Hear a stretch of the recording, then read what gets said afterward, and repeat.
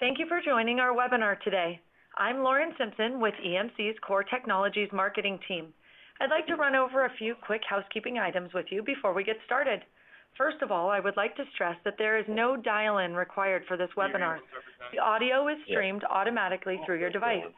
And just a note that today's session is being recorded. A copy will be available for replay shortly after the webinar ends. And what's very important to us is hearing from you. We encourage you to participate with questions and comments.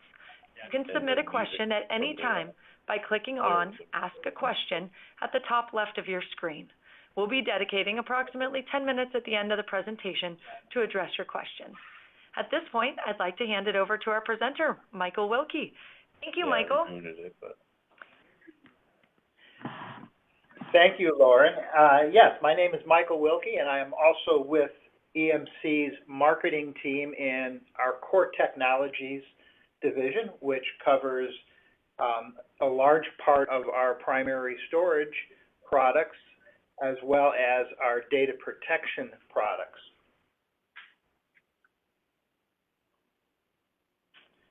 So, what we're going to present to you today is a high-level summary of the second phase of a worldwide research project that we originally initiated in 2014 called the Global Data Protection Index. And within the Global Data Protection Index, we have gone out to IT decision makers around the world across multiple industries, organizational sizes, and when we combine what we originally went out to in 2014 with the most recent version of the Global Data Protection Index, which we just completed within the last month, we've surveyed in excess of over 5,000 IT decision makers across 22 plus countries. So it's a fairly massive research project which we embarked on to better understand the challenges our customers are facing, organizations are facing across the globe, the impact of not having adequate data protection and the implications to the business, a little bit about the trends that our customers are seeing and some of the pain points that are beginning to rise to the top, particularly in light of such massive IT transformation that's going on. So this particular phase of the survey that we just completed, as you see on the screen here, we interviewed over 2,200 IT decision makers across the globe in the Americas, Europe, Middle East, and Africa, as well as Asia Pacific.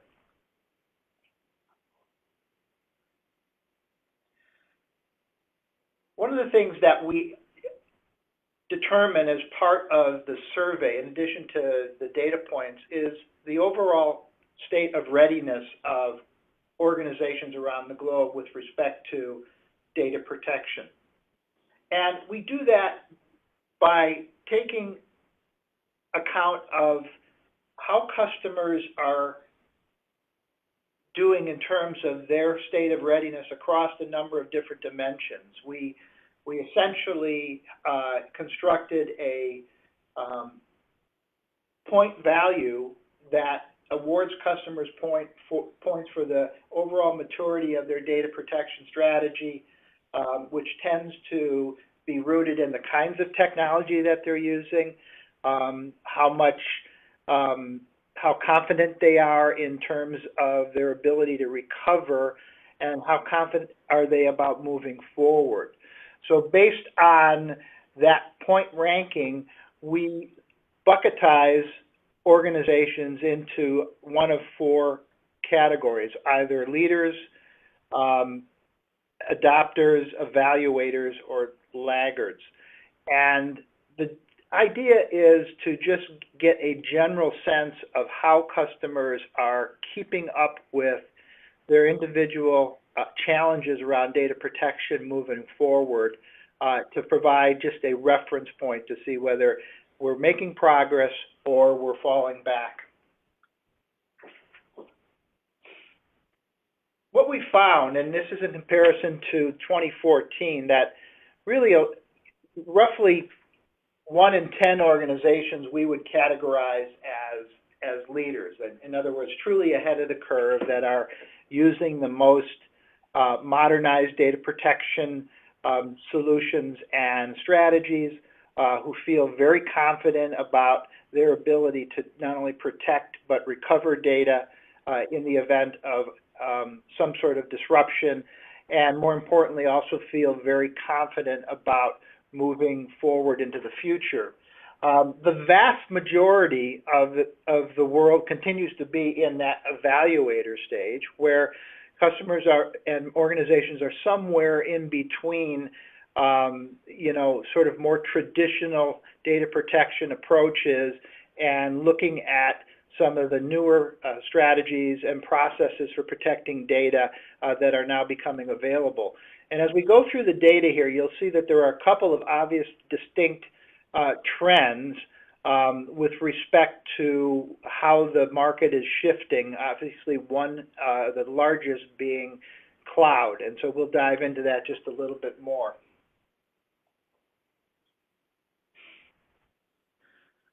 We asked a lot of baseline questions just to establish what's the scope of customer and organizational challenges and the tasks that they're trying to overcome in terms of protecting data.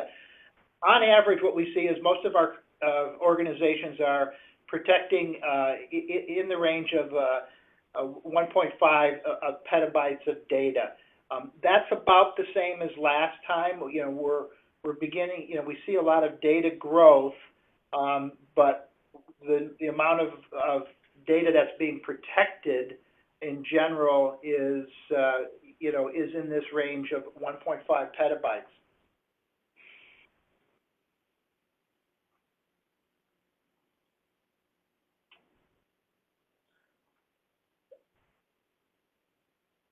We also see that nearly 60% of customers are using at least 2 or more data protection vendors. This was a theme that we'll talk a little bit about as we go through the presentation in terms of the added complexity that you potentially face when you're trying to solve data protection problems with multiple vendors. The market seems to be consolidating. In 2014, the average number of data protection vendors was 3, and so that has moved to 2. So we're beginning to see, like many parts of IT, some amount of consolidation in terms of the number of vendors that our organizations are turning to for data protection. At the same time, we still see many organizations that are managing 3, 4, and sometimes more than that in terms of data protection vendors, which typically is a result of continuing to use traditional data protection solutions that have been sort of legacy in their environment for some time, adding new point solutions as they move forward. And so in some cases, customers are actually, adding, are moving up on the scale. But generally, from a market perspective, we are beginning to see the impact of consolidation across data protection. And we'll come back to the significance of what happens as you move up in terms of the number of data protection vendors you're using with respect to data loss and data cost and recovery. As you might expect, we're seeing a huge shift in terms of the environment. 56% of organizations' IT environments continue to be on-premise, but now we've seen nearly 30% are running in the public cloud. And given the fact that we're beginning to see a shift in terms of the environment, not only customers running on-premise, but also in the public cloud, the overall mobility of data being spread out across the globe, it's not particularly surprising that only about 20% of customers surveyed believe their jobs in terms of protecting their data have become significantly easier. Many customers feel things are beginning to improve, but there's a lot of customers who are still sort of feeling like they're treading water. And when you compare this sentiment from organizations against the overall data protection index curve, you can see the fact that, from 2014 to 2016, many organizations, as I mentioned, are just sort of in the same place. They are making improvements. They're seeing incremental improvements in terms of the ability for them to protect their environments and the ease of which that they do that. But, given the counter forces of a shifting landscape, it really ends up almost being a push. So still huge opportunities for organizations to improve not only the level of the protection they can deliver to their constituents, but also continue to simplify that process, drive more cost out of it, and in the end, add more value to the organization. So let's talk a little bit about the overall impact of data disruption. Across the board, we continue to see a couple of major causes of this disruption. Number one being unplanned system downtime, and we'll talk a little bit about what can cause that system downtime, and then outright data loss. And so between the two, well over half of organizations surveyed, continue to experience unplanned system downtime, and nearly 30% have reported data loss. Now, the causes of data disruption is a mixture of things that we all might expect, normal things like hardware failures, software failures, et cetera. But there are some new threats that are emerging. And the data shows that, in general, the market is making progress in mitigating some of the causes of these disruptions. And so they're making strides in being able to eliminate some of the typical things that can cause unplanned system downtime or data loss. But we still see that there are more incidences. So while the impact of some of these things is a little bit less, more customers are experiencing some kind of data loss or disruption in the last 12 months compared to what we saw in 2014. So again, one step forward in some respects, but oftentimes that forward progress can be offset by new challenges that are bearing down on the organization. One of the new threats that is trending is either data loss or unplanned system downtime as a result of internal or external security breaches. This number has grown since 2014, and so it reflects, as I mentioned, again, the new, not only are we dealing with the same set of traditional threats to the organization that might cause a disruption, but now that challenge is becoming greater because there are new threats that are continuing to emerge, and perhaps this is the biggest one from a market perspective that is, almost in the newspaper headlines every single day.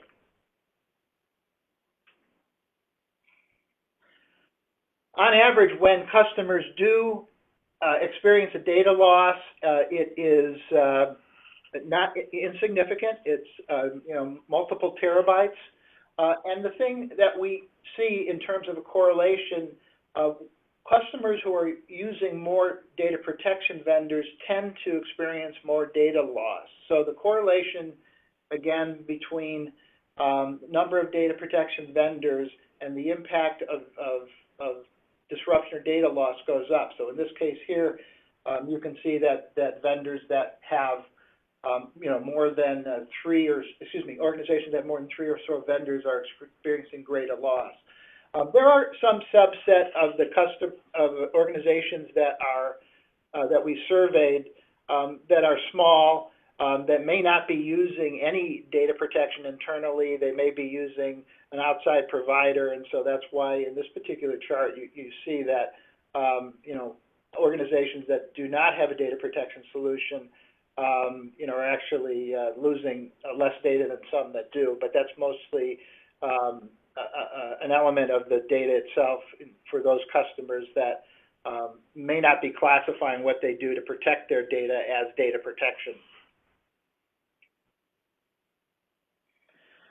On average, the cost associated with data loss to an organization is still high. It's nearly $1 million.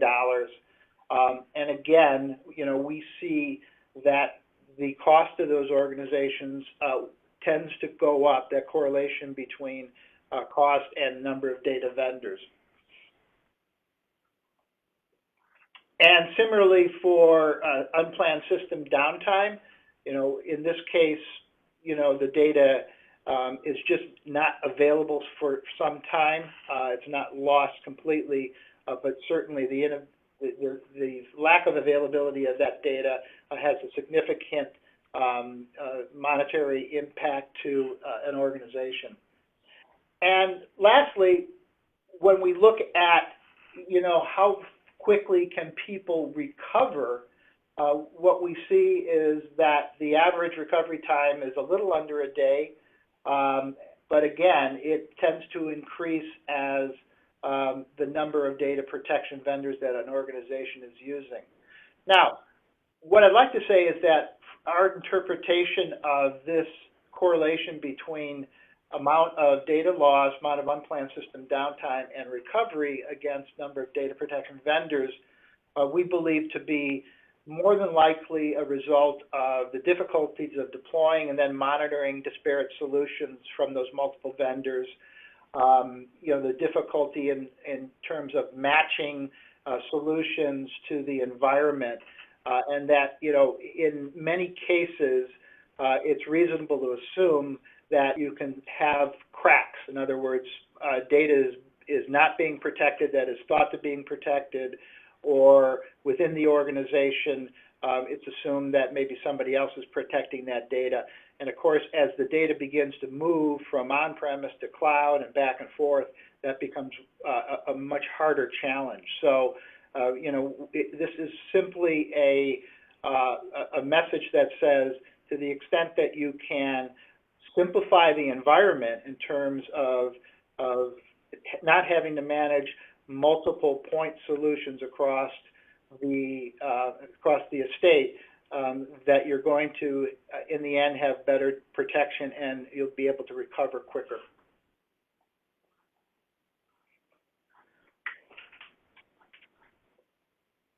Another sentiment that became clear in terms of the survey of organizations is that only 18% believe that their current data protection solutions will meet all of their future challenges. Certainly, many organizations feel that they're making strides to adapt to the changes in their business and their environment.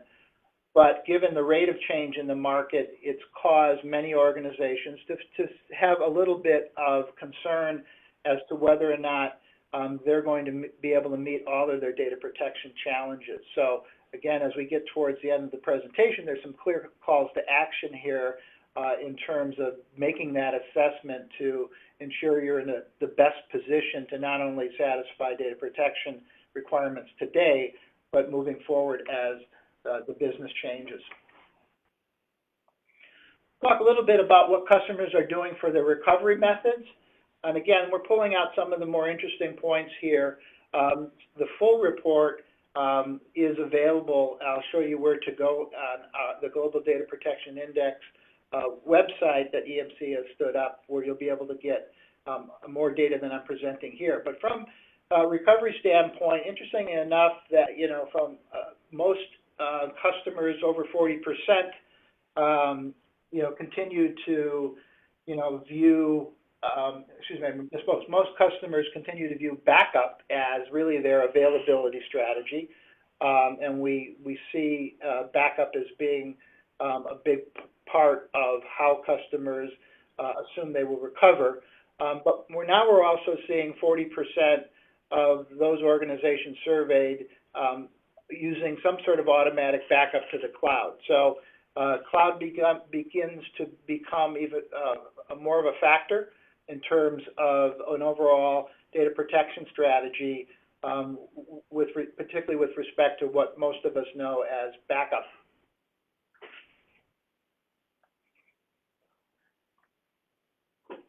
In terms of recovery times, in particular for business critical applications, less than 10% of the organizations surveyed can recover in less than an hour.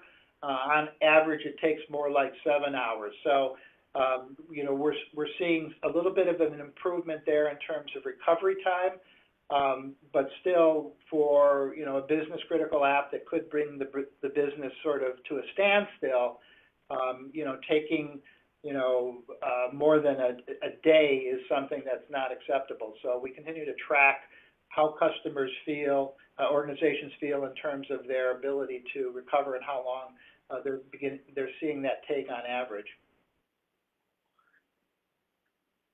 Backup to tape, followed by disk, is still the most likely archive strategy.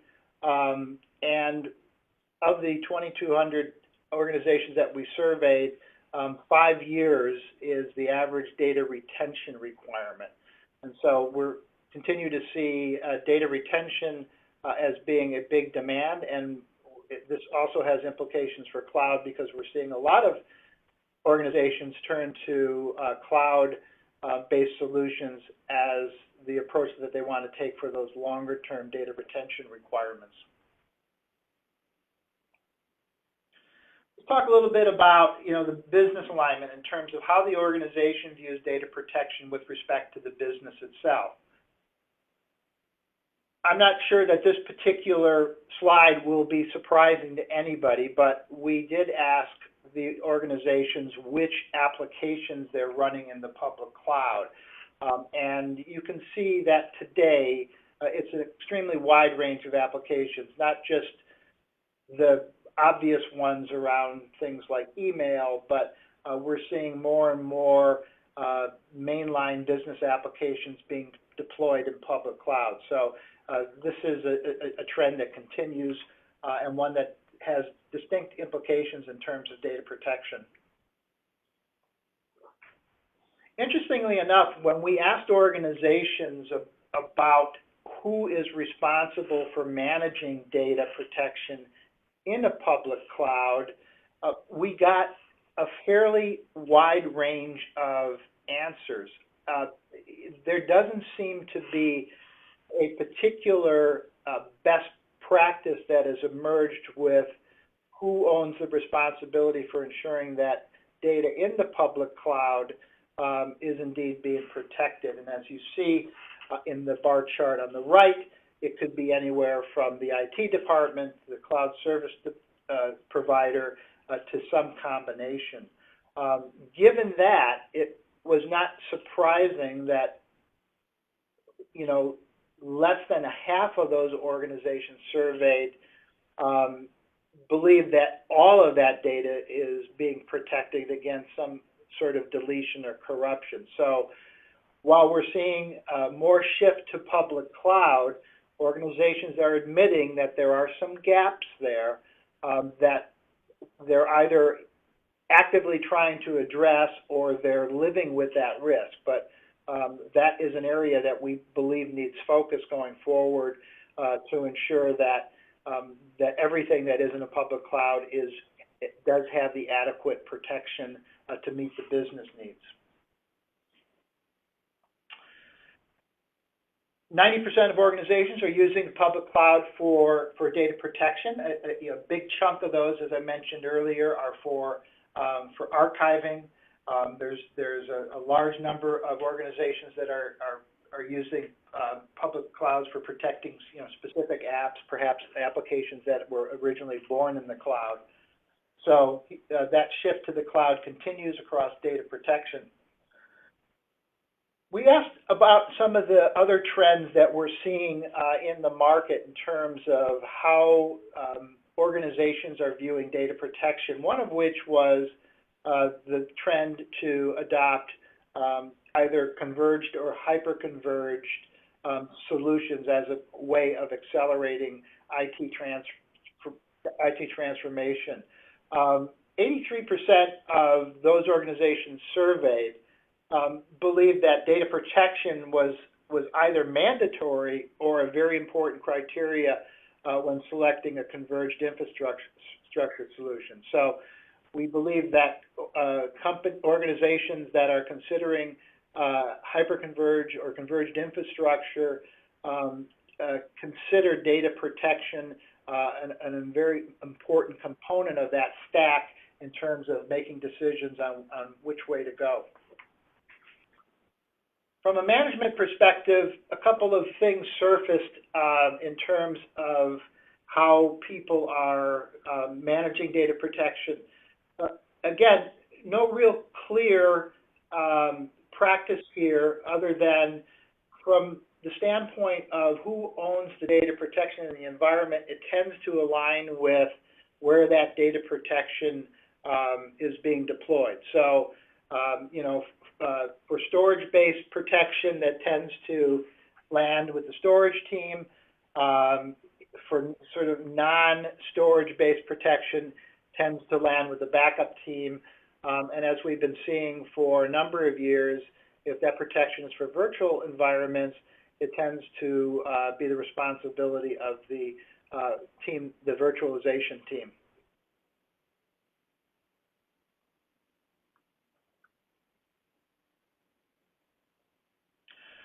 We also, sort of as a follow-on question in terms of how people are thinking about management of data protection, asked whether they preferred a collaborative model or a sort of single authority group. And by collaborative model, what we mean is data protection being sort of a shared responsibility from not only the infrastructure, the IT team, but also the application team. That could be, database administrators, Oracle, SAP, et cetera. So 40% of the organizations we surveyed preferred that model, but there also were a fairly large percentage. The next category also continues to approach data protection as a sort of a single authority group. In other words, owned by totally by the IT group.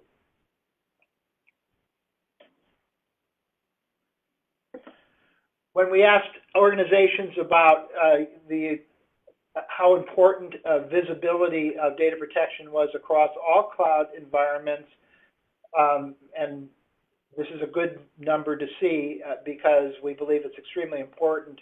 Well over 80% of the respondents stated that it was critical, that they have visibility across all of those cloud environments, given the amount of data that's moving to the cloud, particularly the public cloud, and the increasing ability that some of that data may not be protected to the level that it should be, and so without that visibility, you would be flying blind.